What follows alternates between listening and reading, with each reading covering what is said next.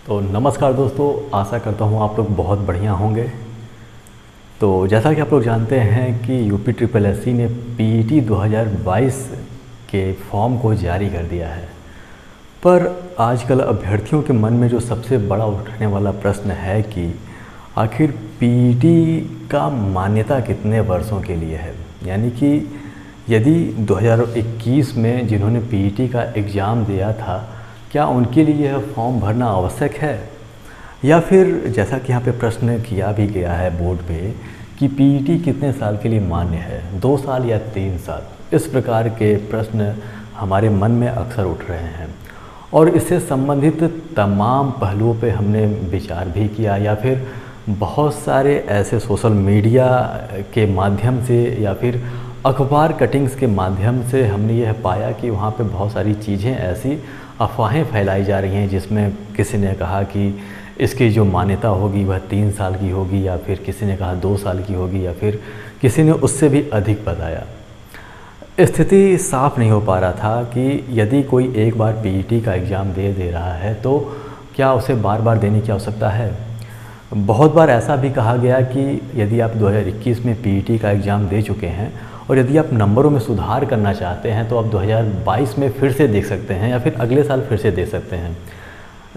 यदि आपका नंबर 2022 वाले पीईटी में कम आता है तो आपका नंबर जो होगा 2021 के हिसाब से ही लिया जाएगा। लेकिन यदि 2022 में आपका जो स्कोर है वो 2021 की अपेक्षा ज़्यादा आ जाता है तो 2022 का ही आपको माना जाएगा, यानी कि वही स्कोर आप लोग का माना जाएगा। बहुत सारी ऐसी अफवाहें फैली हुई थी, बहुत सारी ऐसी गॉसिप्स हो रहे थे अभ्यर्थियों के बीच में, कुछ भी क्लियर नहीं था। अब जैसा कि आप लोग जान रहे हैं कि यूपी ट्रिपल एससी ने नई भर्ती यानी कि पीईटी की जो नई फॉर्म है उसे भी निकाल दिया है। तो इस समय यह प्रश्न पूछना जायज़ भी है और इसका वास्तविक उत्तर मालूम होना भी अभ्यर्थियों के लिए बहुत ही आवश्यक है, क्योंकि ऐसे अभ्यर्थी जो 2021 में पीईटी का एग्ज़ाम दिए थे और जिनका स्कोर अच्छा खासा था, यानी कि जिन्होंने इतना ज़्यादा स्कोर कर लिया था कि जिसके अब नाम मेंस के एग्ज़ामिनेशन के विभिन्न पदों के मेंस के एग्ज़ामिनेशन के लिए शॉर्ट लिस्ट हो जा रहे हैं, क्या उन्हें भी इसका फॉर्म भरना चाहिए या नहीं भरना चाहिए, सबसे बड़ा सवाल है। तो इसका जवाब हमें कहीं अखबारों के कटिंग्स में या फिर कहीं सोशल मीडिया के बस ऐसे भ्रामक खबरों में नहीं मिलेगा। इसका जो जवाब है वह 2021 का जो नोटिफिकेशन जारी किया गया है यूपी ट्रिपल एससी के तरफ से, इसका जानकारी हमें उसी में प्राप्त होगा। तो आइए देखते हैं कि उसमें क्या दिया गया है, ताकि स्पष्ट हो सके कि क्या वास्तविकता है इसके बारे में। तो ये देखिए, उत्तर प्रदेश अधीनस्थ सेवा चयन आयोग, यहाँ पे देखिए प्रारंभिक अर्हता परीक्षा 2022 का ये है नोटिफिकेशन जारी किया गया है। इसमें जब आप नीचे की ओर आएंगे तो यहाँ पे देखिए दूसरे नंबर पे दिया हुआ कि प्रारंभिक अर्हता परीक्षा की अनिवार्यता। यहाँ पे दिया हुआ है कि द्विस्तरीय परीक्षा प्रणाली प्रभावी होने के पश्चात उत्तर प्रदेश में अधीनस्थ सेवा चयन आयोग की परिधि में आने वाले विभिन्न विभागों के नियंत्रणाधीन भिन्न भिन्न प्रकार के रिक्त पदों पर चयन हेतु इच्छुक समस्त अभ्यर्थियों द्वारा प्रारंभिक अर्हता परीक्षा में प्रतिभाग किया जाना अनिवार्य है।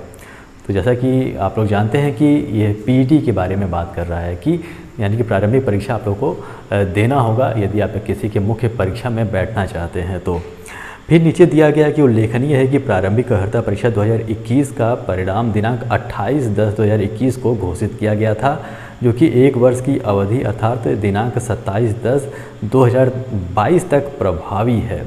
आप इस पर गौर करिएगा कि जो हम लोग का 2021 का पीईटी का एग्ज़ाम था उसका जो रिजल्ट था वह 28/10/2021 को घोषित किया गया था, और यह कब तक प्रभावी है, यानी कि यह रिजल्ट कब तक प्रभावी रहेगा, तो वह 27/10/2022 तक प्रभावी रहेगा।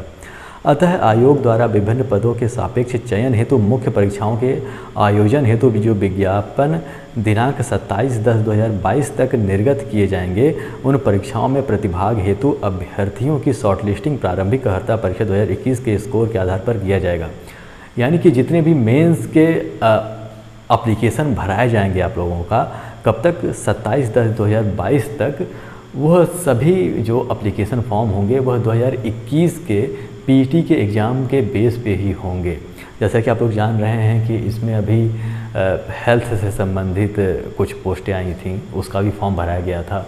और साथ ही इसमें लेखपाल की भर्ती के लिए मुख्य परीक्षा के लिए भी फॉर्म भराए जा रहे हैं। ऐसे ही आगे बहुत सारी भर्तियां जो आने वाली हैं, यानी कि मुख्य परीक्षा इसका होने वाला है वह 27/10/2022 से पहले आ जाएगा। यानी कि 2021 के अंतर्गत जितनी भी भर्तियां थी वह 27/10/2022 के पहले उसका नोटिफिकेशन जारी कर दिया जाएगा, उसका कट ऑफ जारी कर दिया जाएगा, जो कि पीईटी के एग्ज़ाम के बेस पे होगा जो 2021 में आपने दिया था।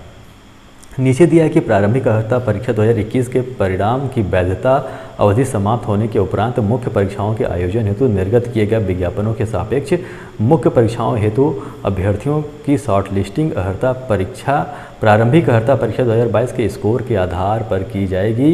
यदि किसी अभ्यर्थी द्वारा उक्त प्रारंभिक अर्हता परीक्षा 2022 में प्रतिभाग नहीं किया गया है तो उसके द्वारा दिनांक 27/10/2022 के उपरांत आयोग द्वारा प्रकाशित किए जाने वाले मुख्य परीक्षा के विज्ञापनों के सापेक्ष आवेदन नहीं किया जा सकेगा।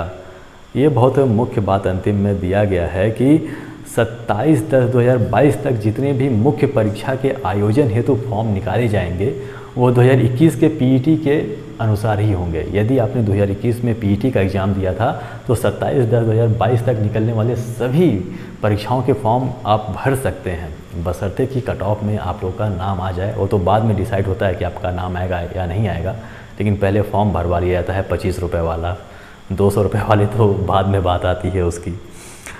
और इसमें बताया गया है कि 27/10/2022 के बाद जो भी मुख्य परीक्षा का फॉर्म निकलेगा उसका जो चयन का आधार रहेगा वह यूपी SSSC पीईटी का एग्ज़ाम 2022 रहेगा। जी हाँ दोस्तों, यानी कि 27/10/2022 के बाद 2021 का पीईटी का जो स्कोर कार्ड है वह आप लोगों के लिए बेकार हो जाएगा, वह किसी मतलब का नहीं रह जाएगा। इसलिए यह सभी लोगों के लिए भरना अनिवार्य हो जाता है। यदि आप 2022 या फिर 2023 में पेपर देना चाहते हैं विभिन्न पदों के लिए, यूपी SSSC के द्वारा जारी किए गए विभिन्न पदों के लिए, तो आप लोगों को पीईटी 2022 देना अनिवार्य रहेगा। तो आशा करता हूँ कि आप लोग समझ गए होंगे। यदि आप नहीं समझ पा रहे हैं तो कमेंट्स के माध्यम से आप पूछ सकते हैं। यदि उसकी जानकारी हुई जो आप पूछ रहे हैं तो उसकी जानकारी अवश्य दी जाएगी। मुझे लगता है किसी प्रकार का कन्फ्यूजन अब रह गया है।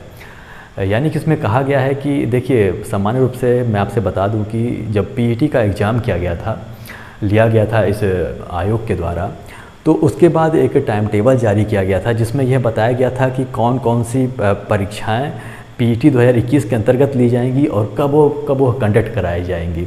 हालांकि जो डेट उन्होंने बताया था कंडक्ट कराने का परीक्षा, उसमें उन्होंने कंडक्ट तो नहीं करा पाया, लेकिन आप समझ सकते हैं कि 2021 के अंतर्गत जितनी भी प्रारंभिक परीक्षा यानी कि जितनी भी मुख्य परीक्षा होनी थी वो उसके अंतर्गत पहले ही उसे चुन लिया गया था।